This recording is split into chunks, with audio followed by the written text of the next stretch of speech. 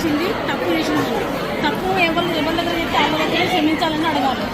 అయితే ఇప్పుడైతే ప్రస్తుతం మన అక్క చెల్లెలు అన్నదమ్ములందరూ మన వినయ్ భాస్కర్ ముందుగా మీరు తప్పు చేసిన సార్ అని అనుకుంటాను, మనసులో బయట చెప్తారు, కొందరు చెప్పారు కూడా.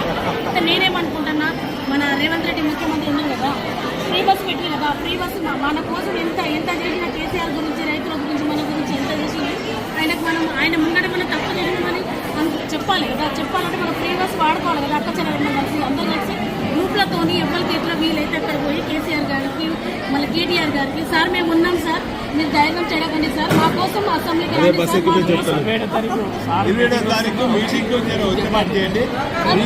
వాడుకోవాలని చెప్తున్నాం సార్. కొంచెం మీ మీడియా తరఫున అన్నదమ్ములందరూ కొంచెం చెప్పండి.